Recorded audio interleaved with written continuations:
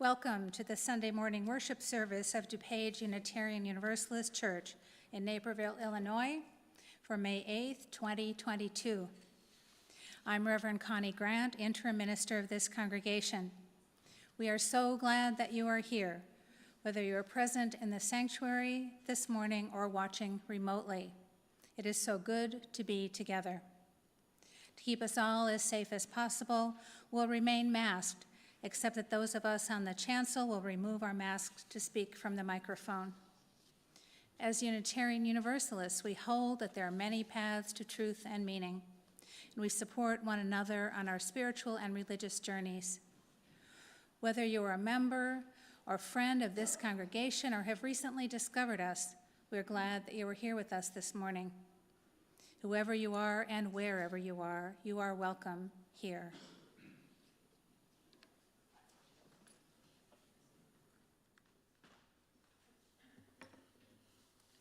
Good morning. I'm Karen Seymour, and I'm the worship associate for today's service. Today and every Sunday, join Reverend Connie for social time following the service, 11:30 to noon by Zoom. You'll be assigned to an automatically generated breakout room for a half hour of conversation with a small group of people.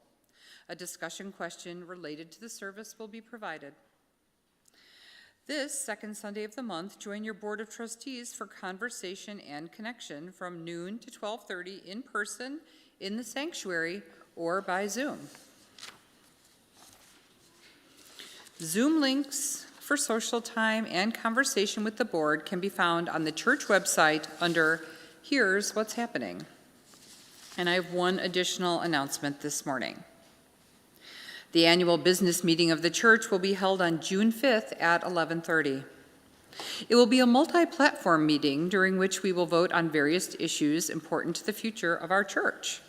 Please plan to attend. Watch the newsletter, connections, and the website for additional information.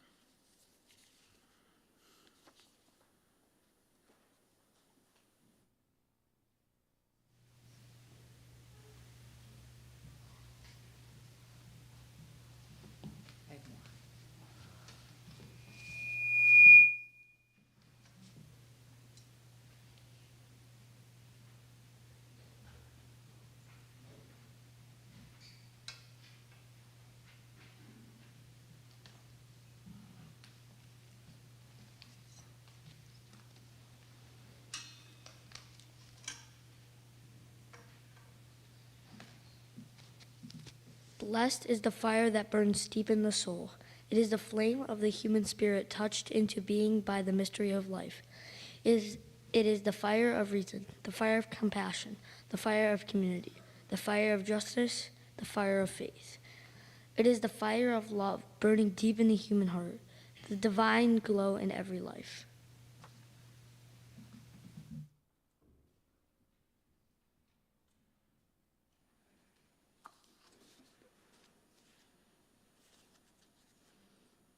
Tangled. Our opening words are by Elizabeth Mount. From our very first breath, we reach out. We find our cues from the sun and the moon, from each parent and caregiver. We find our place in this great turning planet by turning to one another, generation to generation. We awaken to the dawn and fall asleep at the evening's end. Our life's journey is part of something greater, something simple, something divine. A flame cannot be lit without a spark. A life cannot begin without the air, and we cannot begin to find ourselves without love. May we reach out to one another. May we offer love and nurturing care. May we join together in celebration of the interdependence of our lives.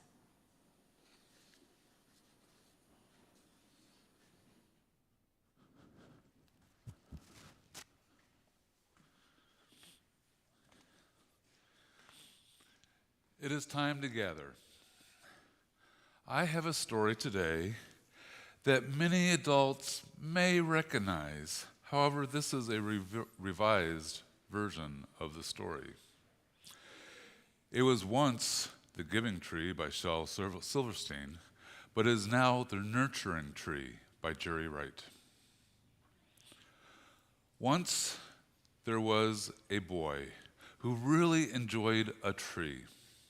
He enjoyed the roughness of its bark when he climbed it, and he enjoyed the springiness of its branches when he swung from them. He enjoyed the crackle, the smell of the pillowy feeling of its leaves when he gathered them in a big pile and jumped into them in the fall of the year. He enjoyed the crunch and tart taste of its apples when he bit into its ripe fruit. And when the sun was hot, he enjoyed sitting in its shade, leaning against its sturdy trunk, thinking about all the things he hoped to do and have and be as he grew older. The tree enjoyed the boy too. She enjoyed watching him grow stronger, able to do more things. She enjoyed his company. She enjoyed being useful. But there came a long time when the boy stayed away. And then one day, he returned and said to the tree, "I need some money." And the tree said, "Well, money doesn't grow on trees, but apples do. And you're welcome to gather my apples and sell them for money." And the tree was delighted to have the boy climbing about, gathering the apples that she'd grown. And she enjoyed his company, and she enjoyed feeling useful. But then the boy stayed away for a long time again. And one bright, sunny day, the tree saw him coming toward her, older now, a young man. And she was very happy. She really enjoyed his company. She enjoyed that he was bigger and looked stronger than when she had seen him last. "I want a house," he told the tree, "a house to live in and raise a family. Would you give me your wood?" "I'll give you a few branches," she said, "and you may ask my neighbors for some of theirs. If I gave you all my branches, I'd have nothing to support my leaves. And without leaves to turn sunlight into water, into food, I would die. But as long as you take only a few of my limbs, I can grow others. So you're welcome to a few." And the young man thanked the tree and chose a few of her branches to make into lumber for his house. He also asked her neighbors, who gave him a few branches here and there until he had enough. And then he built his house and enjoyed it, and was gone for several years again, until one day the tree recognized him coming toward her, a man in his middle years now, looking healthy and having good energy. And he said to the tree, "I've been thinking that I'd like to have a boat to sail on the lake, and I'd like to have your trunk to use for a hull." Now the tree liked the man very much, and had liked him since he was a small boy, climbing her trunk and diving into piles of her leaves, but she liked herself too.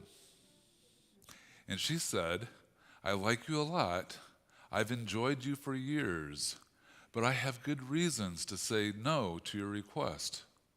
First, if I gave you my trunk, I would die. And while I like to give myself and feel useful, I know better than to give myself away. And secondly, I've noticed that you only come around when you want something for yourself. Other than that, I never see you. Still, that doesn't mean that you can't have a boat. You don't have to have wood to make a boat. Fiberglass is a wonderful material for building a boat. Build yourself a boat of fiberglass and come visit me from time to time." And at first, the man wasn't happy about the tree's response. Always before, she had given him at least some of what he had asked for. But then she was right. He did only come to see her when he wanted something. And fiberglass was a perfectly good material for building a boat. And the more he thought about it, he realized that at first he and the tree had been giving each other something, but that as time gone by, the tree had been doing almost all of the giving, and he had been doing almost all of the taking. So he decided to take his children to play in and on and around the tree. And he also bought some seedlings and showed the children how to plant them so that the seedlings would grow up to keep the tree company. Well, like all living things, the tree grew older and finally died, leaving only her stump. The man grew older too and returned to the tree one day, only to discover that nothing was left of her but her stump. And she could offer no shade to sit in, no sturdy trunk to lean against, only her stump to sit upon. So the old man sat. And he thanked her for being there when he was a boy, allowing him to climb her sturdy trunk, bounce upon her branches, eat her crisp, tart apples, and pounce into piles of her fallen leaves. And he thanked her for the shade she had provided and for being there to lean upon when he just wanted a place to think thoughts and dreams. He thanked her, too, for the limbs she spared him for building his house. And then, as he thought some more, he thanked her most of all for setting limits and saying no, for only allowing him to have some of her limbs and not so many as would have damaged her, and for telling him no when he wanted her trunk, which would have killed her. He also thanked her for pointing out that he had fallen into a habit of thinking only of himself, coming around only when he wanted something from her. And he thought for a long time. And when it came time for the old man to go, he patted the stump and said, "Thanks for liking yourself as well as you liked me. I think that liking yourself enough to tell me no was the best gift you ever gave me." It is now time for the children and youth to go to the religious education classes. The younger ones will be in Creeves Hall, middle school will be in the Learning Center, and high school in the Founders Room.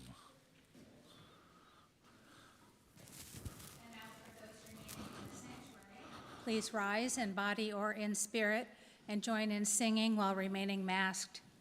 You may wish to remain risen for a responsive reading and the hymn that follows.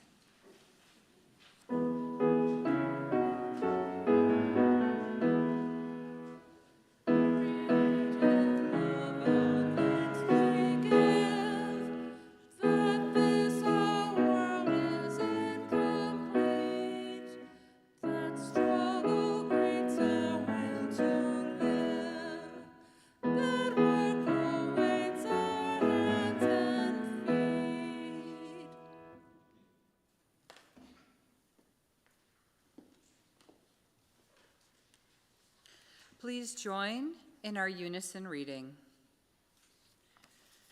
To live in this world, you must be able to do three things: to love what is mortal, to hold it against your bones, knowing your own life depends on it, and when the time comes to let it go, to let it go.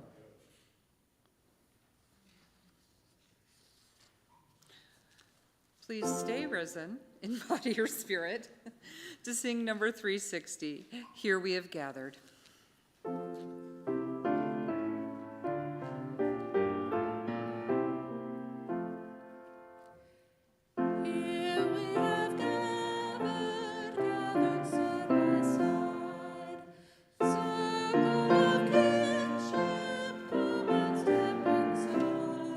May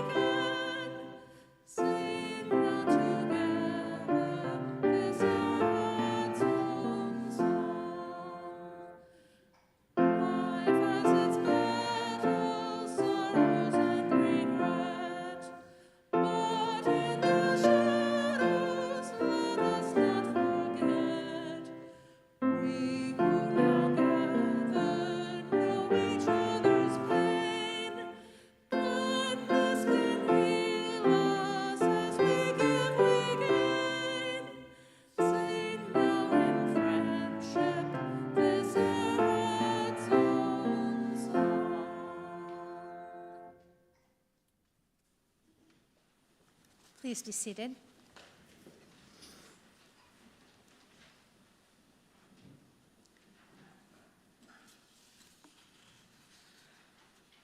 We hold each other in our hearts and minds with all our joys and all our sorrows.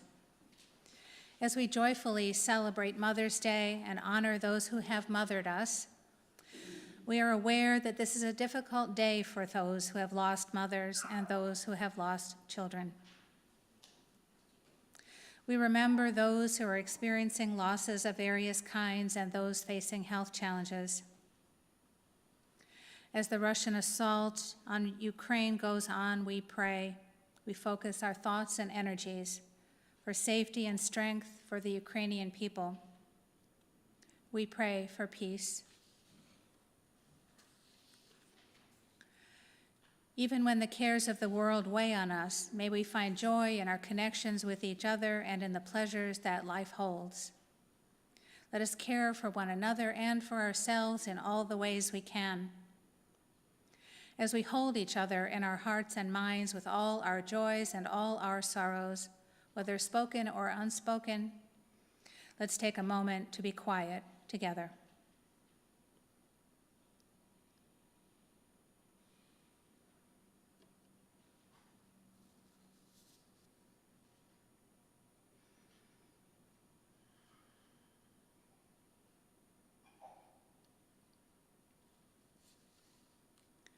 Prayer for Our Children by Lindsay Bates. If prayer worked like magic, if I knew the words that would guarantee prayer's power, I know what I would pray. Let life be always kind to our children. Let sorrow not touch them. Let them be free from fear. Let them never suffer injustice, nor the persecutions of the righteous. Let them not know the pain of failure, of a project, a love, a hope, or a dream. Let life be to them gentle and joyful and kind. If I knew the formula, that's what I'd pray. But prayer isn't magic, and life will sometimes be hard. So I pray for our children with some hope for this prayer. May their knowledge of sorrow be tempered with joy. May their fear be well balanced by courage and strength. May the sight of injustice spur them to just actions. May their failures be their teachers, that their spirits may grow. May they be gentle and joyful and kind. Then their lives will be magic and life will be good. Amen.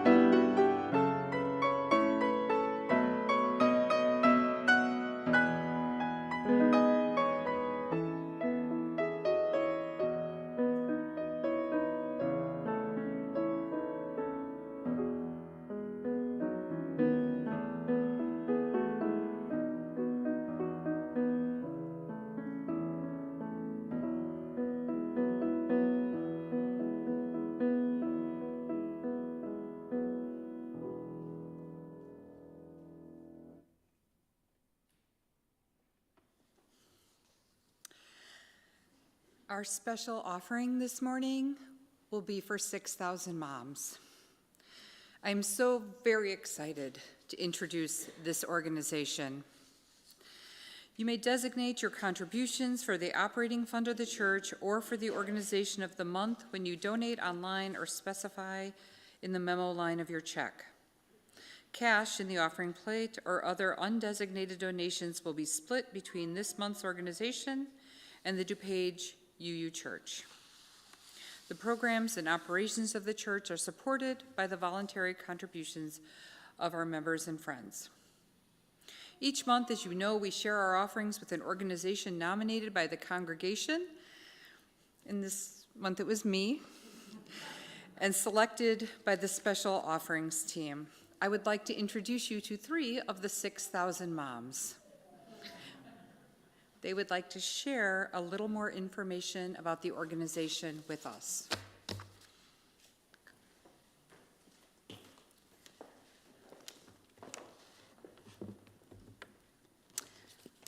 It's really nice to be here.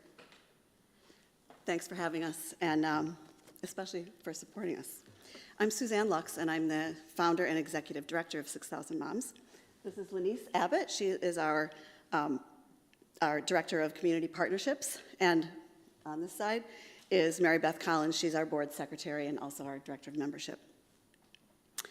In 2018, I read an article about families being separated at the border by the Trump administration, and I pretty much lost my mind.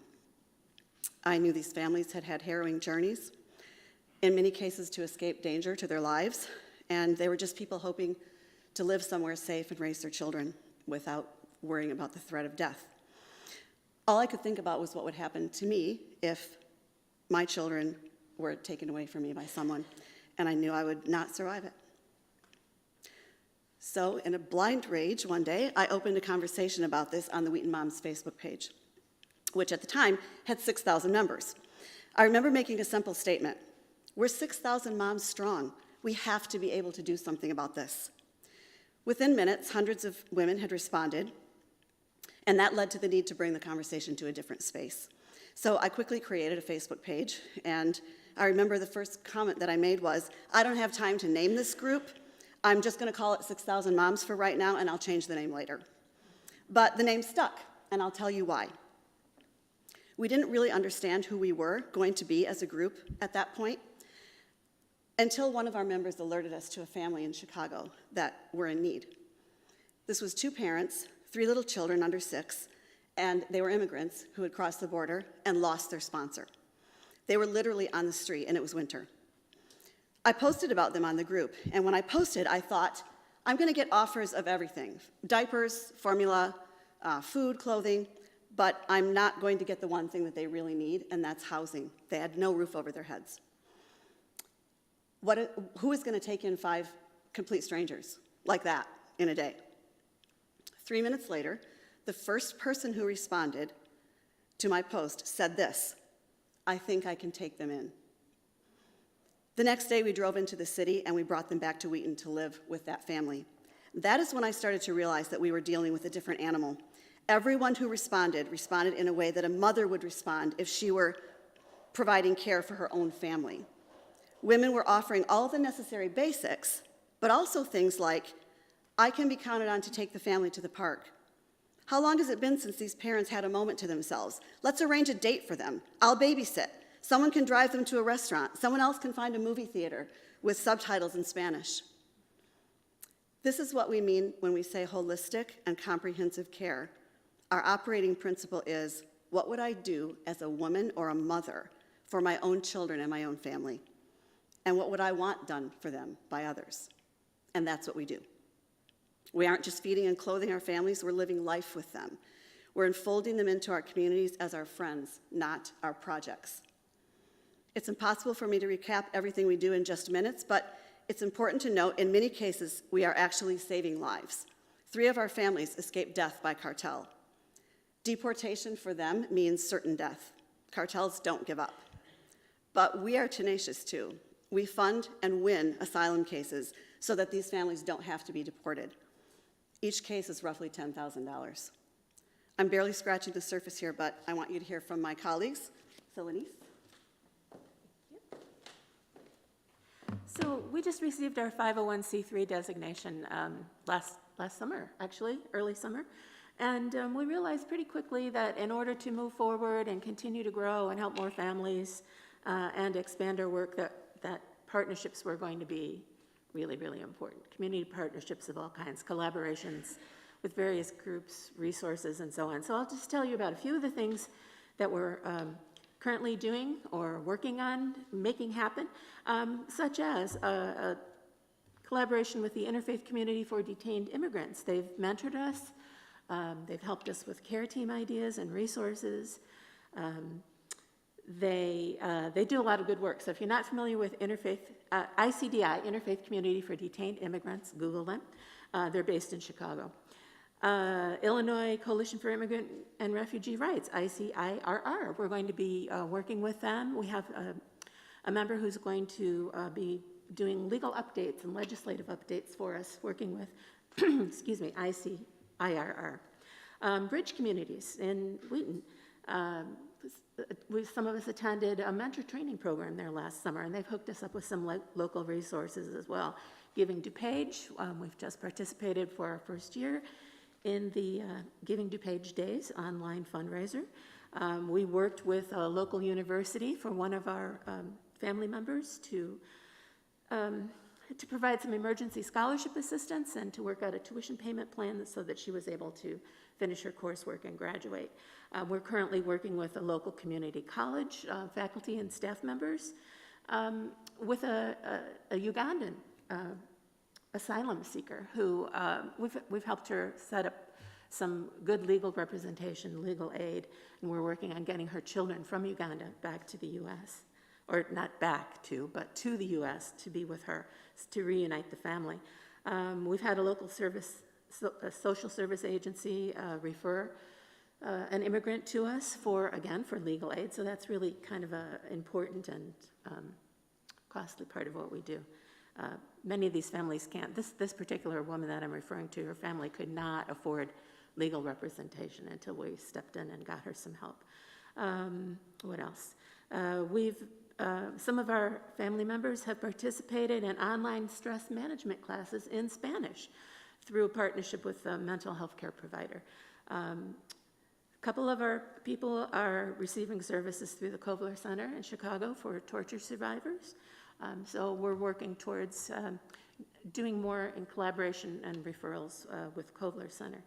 Children Up is a local Elmhurst group that we have become involved with.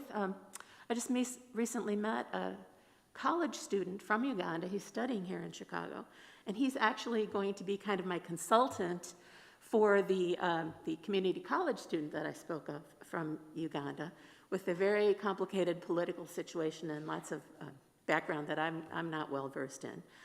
So he's going to be most helpful, and he's really interested in helping us figure out how to help this woman get her family over here. We work with ESL teachers, immigration attorney, members of our group, a couple of churches. We have a bicycle drive that we're trying to get started, perhaps a sports gear drive, lots of different things in the pipeline.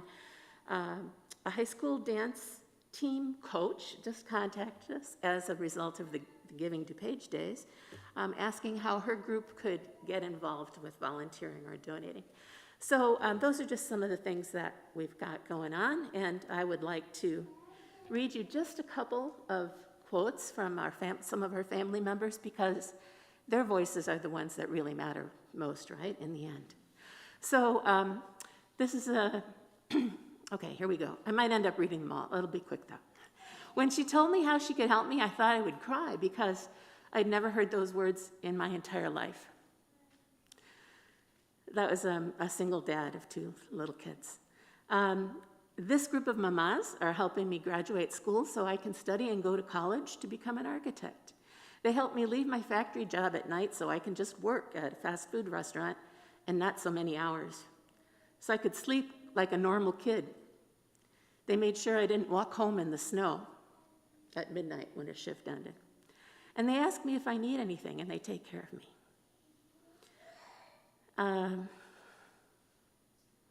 Another family member says, I told my dad about the clothing drive, my new friends, all the others from 6,000 Moms. My dad was in tears. He said a bunch of times, you're lying. No, you're a liar. Nobody does that kind of things for complete strangers. He was in tears talking about how great life is going to be for us now. And that 6,000 moms is on our side. Thank you to all the moms for your love, care, support, and guidance. You're allowing me to finish my degree and stay safe, and I'm really grateful. I hope one day I will be able to do what you are doing for me to help other people. Your love inspires me. And finally, I told my husband that for the first time we knew what you felt when you heard about our situation. It's the worst feeling, knowing something is bad and something needs to be done now to change that. But having your hands tied, not knowing what to do. And then our son said something that melted our hearts. He said, "Why do you worry? If this new family is now with the 6,000 moms, they're going to be okay." Mary Beth. Good morning. Thank you for having us today, and happy Mother's Day to all the moms.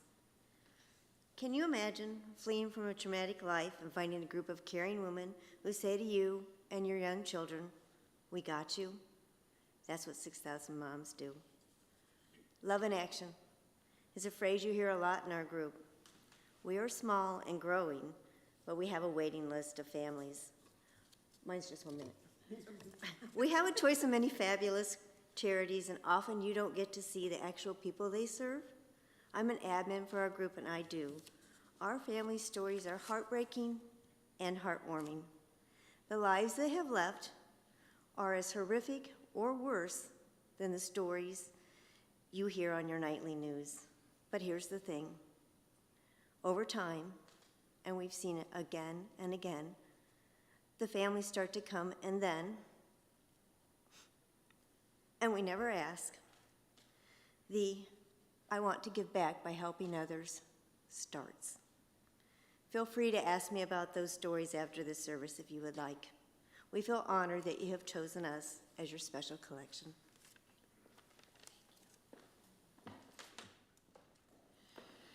This morning's offering to support the work of DuPage Unitarian Universalist Church and of 6,000 moms is given and received in a spirit of generosity and gratitude.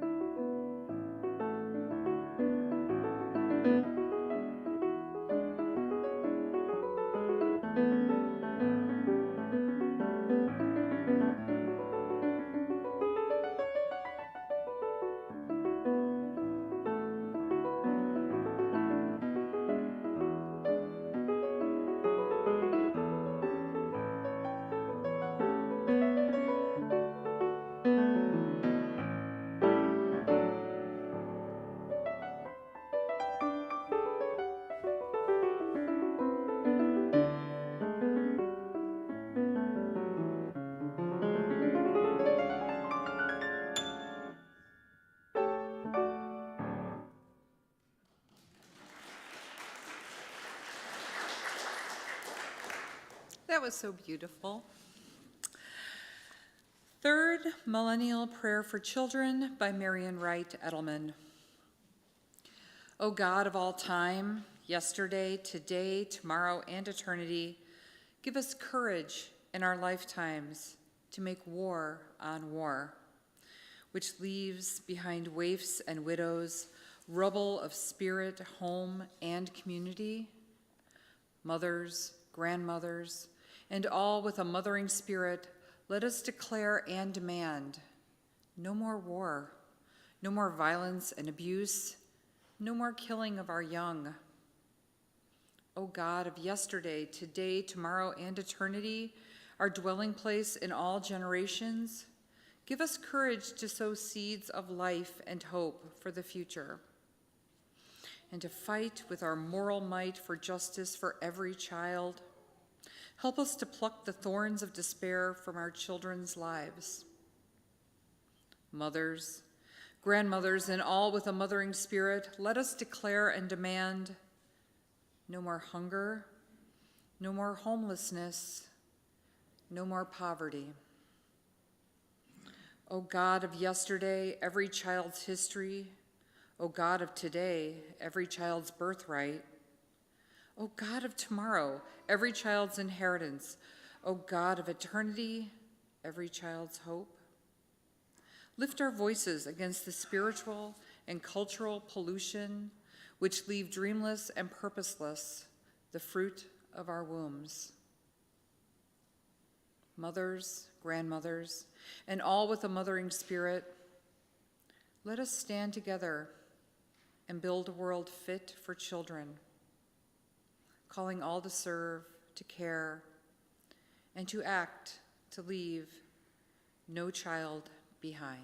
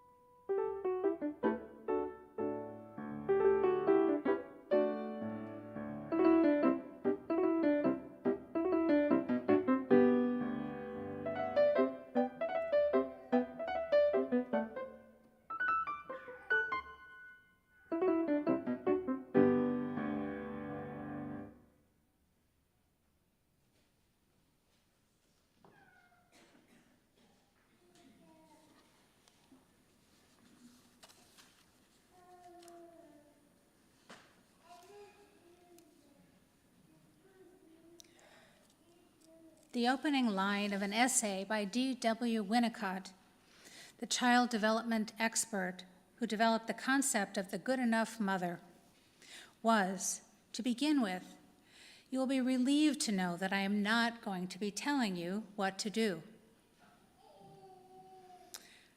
I am certainly no expert on parenting, and in my remarks this morning, I am definitely not going to be telling anybody what to do.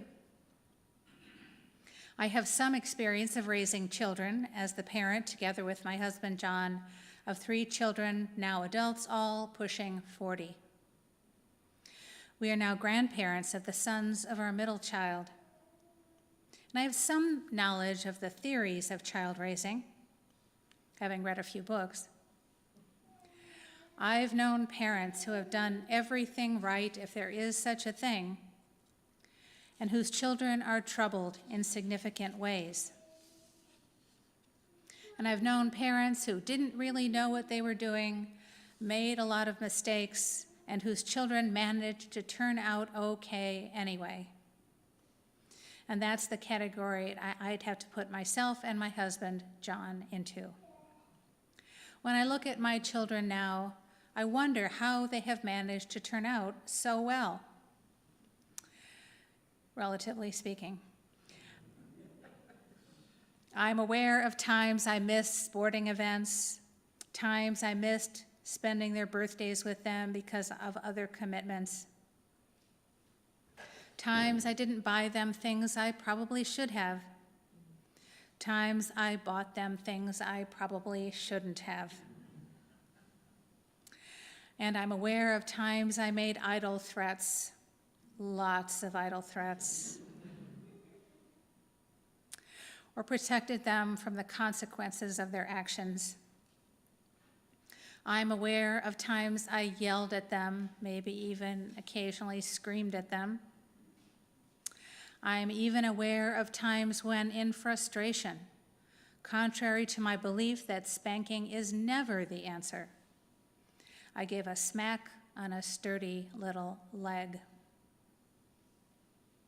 And if I ask myself what I did right, I know of one thing with certainty, which is that I have loved them fiercely and completely. Even that one time when, in a moment of frustration, I told one of them something different. My children probably know of some other things I did wrong. My oldest son remembers standing outside waiting for me to pick him up after a summer school class when he was in junior high. The last time I heard him tell the story, the waiting time was 3 hours, which I'm pretty sure was an exaggeration. Each of my children got themselves into a little bit of trouble along the way, and they each resolved those situations and learned from them. So none of my children was the perfect child any more than I have been the perfect parent. They've grown into adults who are self-motivated and are well on the way to figuring out what they want to do with their lives and to doing it, which is, of course, the process of a lifetime. I not only love them, I also like them, and they like each other, which was always one of my greatest hopes for them and was not always the case in their growing up years. So what does it mean to be a good enough parent? We read about a multiplicity of theories and practices of parenting. We've heard about dragon mothers, helicopter parents, snowplow parents. We've heard about attachment parenting and free-range parenting. For me, the idea of being a good enough parent has a great deal of appeal. D.W. Winnicott, first a pediatrician and then a child psychiatrist and psychoanalytic theorist, introduced his concept of the good enough mother in 1953. Just in time for me to be born. Winnicott famously said that there's no such thing as a baby because the baby cannot exist without its environment and the care of others. Winnicott also pointed out that each baby is a going concern and each has a vital spark which impels it toward life.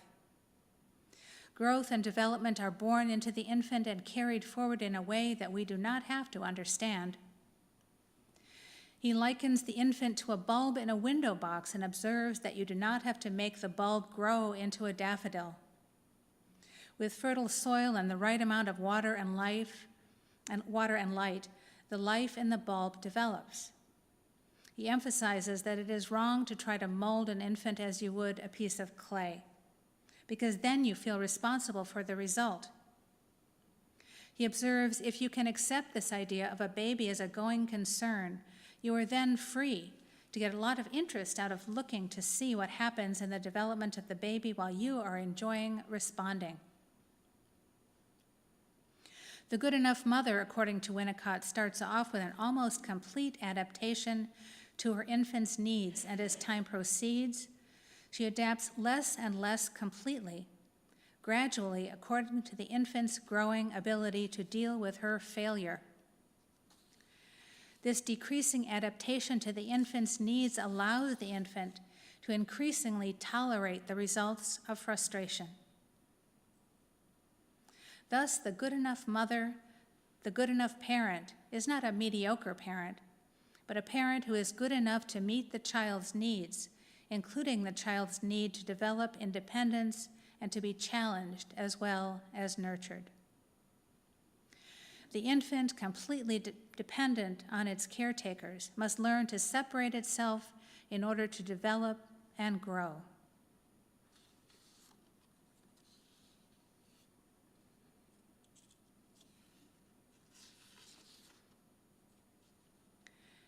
Developmental theorist Robert Keegan refers to the family as the embeddedness culture for the child, serving to hold on, let go, and stick around so that the individual can be reintegrated, providing a context out of which individuals repeatedly are recreated.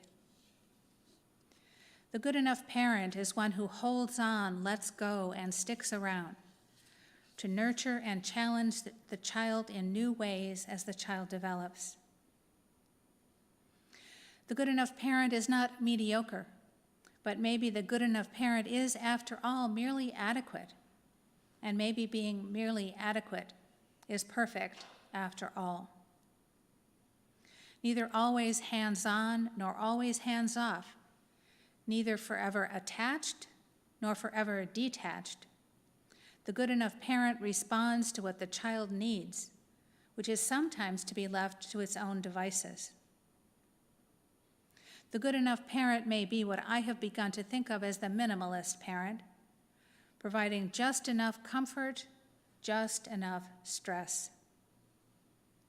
The community and the world we live in are the larger embeddedness culture for the family as well as for the individual, providing a context out of which we are repeatedly recreated. Can our religious community be the context of support as well as challenge? Can we exercise our interdependence within the context of our relationship to the community and to each other? In a very real sense, we all have a responsibility to be guide parents to all the world's children, to create a world in which all our children, our collective children, can grow and thrive.